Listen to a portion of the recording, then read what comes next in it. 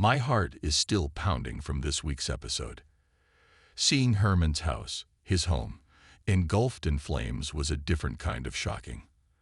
That's the place where the whole 51 family has gathered, where the Herman kids grew up. Watching a firefighter, one of our guys, stand helpless as his own life goes up in smoke is a nightmare. It was devastating. And yet, as the smoke cleared, my mind went somewhere else. As horrific as those flames were, the real slow-burn tragedy of this season isn't a building. It's Stella Kid. If you've been feeling that same pit in your stomach every time the camera focuses on her, you are not alone. The show has been putting Lieutenant Kid through an emotional gauntlet that is almost too painful to watch. The shocking news you're feeling isn't just one thing. It's everything.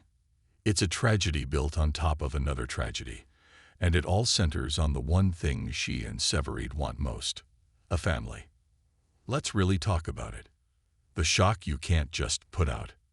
Remember the end of season 13? We all cheered. After so much will they, won't they about starting a family, after all of Stella's fears about her career and her past, we finally got that beautiful, hopeful moment. A positive pregnancy test. Stella and Severide, two of the toughest people at 51, were going to be parents. We all went into the break with our hearts full. Then season 14 premiered, and in the very first minute, it was gone. The show didn't just walk it back. It ripped the hope away from us, and from them, with the shocking, sterile words, "Stella lost the baby." There was no big dramatic hospital scene, no warning, just a quiet, devastating conversation that confirmed our worst fears. The whiplash was brutal. To give Stellaride that moment of pure joy, only to snatch it away before the season's first commercial break, felt personally cruel. But for Stella, it was a quiet confirmation of all her deepest fears, that maybe this just wasn't meant for her. And here's why it cut so deep. We've seen this before. This wasn't the first time her hopes for a child were crushed. The sick baby we can't forget. This new private loss was piled directly on top of old public heartbreak. We all have to remember what happened last season at Chicago Med, when Stella and Severide got the call to adopt a baby boy from a young mother named Jade. It felt like destiny. We watched them sit in that sterile, sick baby hospital room, their hearts on their sleeves, waiting.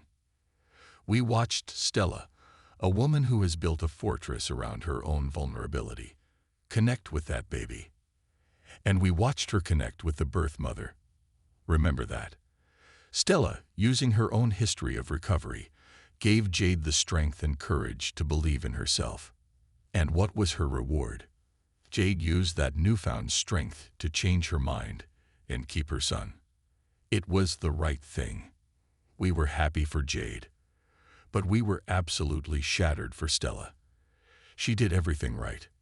She was compassionate, supportive, and brave, and she walked out of that hospital with empty arms, again. So when you talk about the shock and the sick baby, that's the moment. That's the wound. The miscarriage in the season 14 premiere wasn't just a new tragedy. It was the universe pouring salt in a wound that never even had a chance to scar over. This week's fire and the painful fallout. That brings us to this week. Herman's house fire was the big, explosive event. But did you catch the quiet, heartbreaking scene that followed? It's the key to everything.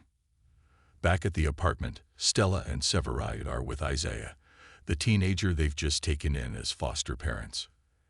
After everything, the adoption, the miscarriage, they opened their home to a kid who desperately needs one.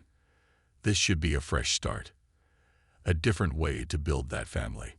But when Stella tries to comfort Isaiah, talking about how Herman's kids will be okay because they have a strong support system, he just snaps. He lashes out at her. He throws her good intentions back in her face, cold and angry. And in that moment, you could see Stella's entire soul just crack. This is the ultimate tragic irony. Stella Kid, the woman who created Girls on Fire to save kids just like Isaiah, the woman who can walk into a burning building and bring out a victim, cannot find a way to connect with the one kid under her own roof.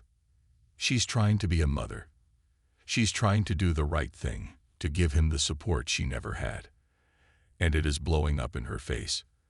The one thing she wants more than anything, to be a mom, is the one thing she keeps failing at, in the most painful ways imaginable. This isn't just a bad day. This is a crisis of identity. Stella is being attacked on all fronts. At home, she's failing as a foster mom. At work, she's dealing with a new insubordinate firefighter, Vasquez, who questions her every move. The two pillars of her life, her leadership at 51 and her role as